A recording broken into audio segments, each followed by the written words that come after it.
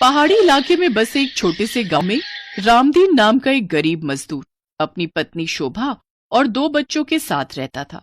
इस बार बर्फ बहुत पड़ने की वजह से सारे रास्ते बंद थे, इसलिए रामदीन मजदूरी के काम के लिए नहीं जा पा रहा था। फरवरी का महीना शुरू हुआ तो रामदीन ने सोचा कि वह मजदूरी के काम पर चला जाएगा, पर अचानक शोभा की तबीयत बहुत खराब हो गई, जिस वजह से रामदीन को कुछ दिन और रुकना पड़ा। जब शोभा की तबीयत में सुधार हुआ तब रामदीन ने काम पर जाने के बारे में सोचा, पर अब बहुत दिनों तक काम पर न जाने के कारण रामदीन का सारा काम छिन गया। अरे इतने दिनों बाद आए हो रामदीन?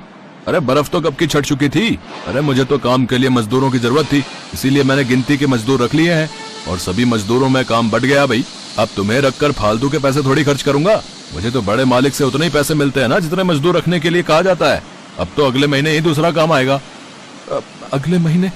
पर तब तक तो बहुत देर हो जाएगी मालिक। थोड़ा बहुत ही काम दे दो ताकि घर में चूल्हा जल सके। बहुत दिनों से कोई काम नहीं किया, घर में बिल्कुल भी पैसे नहीं है। देख तू खड़ा रहकर परेशान मत कर मुझे, समझा? मैंने तुझे मना कर दिया ना कि कोई काम नहीं है, तो बस अब तू अगले महीने ही आना। अब जा यहाँ से और मेरा दिमाग मत खराब कर, मुझे बहुत काम करना है। रामदीन घर लौट आता है। उसे कोई भी काम नहीं मिल रहा था। कई दिनों तक वह और उसका परिवार भूखे प्यासे ही रहे। रामदीन की पत्नी शोभा हर साल महाशिवरात्रि का व्रत रखती थी। इस बार भी शोभा ने महाशिवरात्रि का व्रत रखा। सुबह उठकर उसने स्नान आदि से निवृत्त होकर मंदिर को साफ किया और भगवान शिव और माता पार्वती के सामने पूजा अर्चना की, पर शोभा की आंखों में आंसू आ गए। भगवान, आप तो सब कुछ जानते हो। आज मेरे पास इतना भी नहीं कि मैं आपके लिए प्रसाद बना सकूं। कुछ भी नहीं है घर में जो मैं आपको अर्पित कर सकूं। मुझे क्षमा करना प्रभु। आज मैं आपकी शिवरात्रि के पावन अवसर पर अपनी तरफ से भेंट स्वरूप कुछ भी नहीं दे पा रही हूँ। माँ, आज खीर बनाओगी ना? हमें खीर पूरी खानी है माँ। हाँ माँ, हमें खीर पूरी खानी है। बच्चों, अभी तुम्हारी माँ पूजा कर रही है, अभी वो पूजा कर ले, उसके बाद माँ से बात करना, अच्छा? शोभा हाथ जोड़कर मंदिर के सामने बैठी थी। उसकी आंखें आंसुओं से भरी हुई थीं। वो बच्चों से कुछ नहीं बोली क्योंकि वो जानती थी कि उसके पास कोई जवाब ही नहीं है। वो अपने बच्चों के लिए खीर पूरी नहीं बना सकती। शोभा के आंसू गिरने लगते हैं। पूरा दिन वो शिवरात्रि पर भूखी प्यासी व्रत करती है। रात होने वाली थी पर अभी तक घर में कुछ भी खाने का नहीं बना था। रामदीन उधार पर कुछ सामान लेने के लिए घर से निकला, पर राशन की दुकान से उसे उधार नहीं मिला। तभी रास्ते में उसे एक बुजुर्ग दंपति मिल गए। बेटा, तुम बहुत ही दयालु स्वभाव के हो। चलते चलते बहुत थक गए थे। दोनों का ही शिवरात्रि का व्रत भी है। अभी दूसरे गांव पहुंचने में बहुत समय लग जाएगा और व्रत भी खोलना है। बस थोड़ी देर ही हम तुम्हारे घर रुकेंगे। तुम्हें कोई आपत्ति तो नहीं होगी ना? नहीं नहीं बाबूजी, मुझे भला क्या आपत्ति होगी। बस पास में ही मेरा घर है। आप दोनों आराम से वहाँ हाथ मुंह धोकर पूजा पाठ करके अपना व्रत खोल सकते हो। मेरी पत्नी शोभा ने भी शिवरात्रि का व्रत रखा है।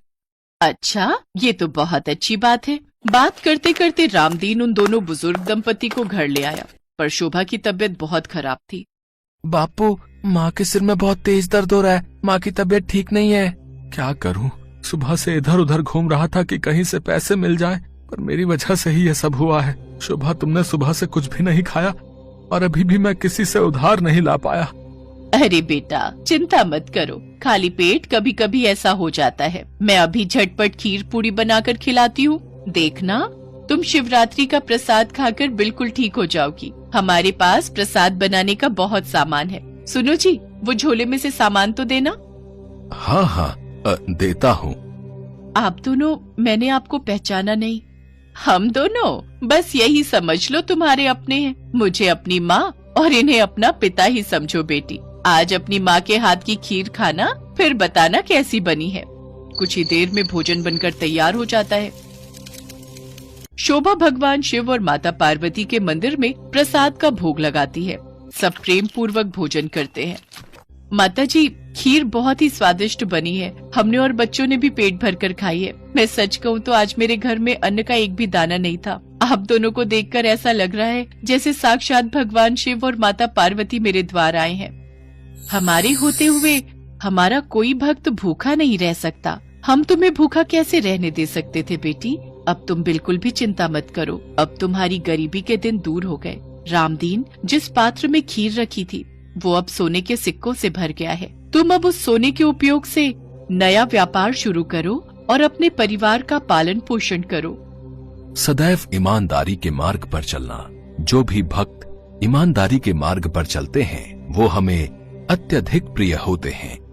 रामदीन और शोभा भगवान शिव और माता पार्वती के सामने हाथ जोड़कर शीश झुकाते हैं। रामदीन और उसके परिवार को अपना आशीर्वाद प्रदान करके भगवान शिव और माता पार्वती अंतर ध्यान हो जाते हैं। रामदीन और शोभा की आंखों में खुशी के आंसू थे। भगवान शिव और माता पार्वती के आशीर्वाद से उनके जीवन के सारे संकट दूर हो गए।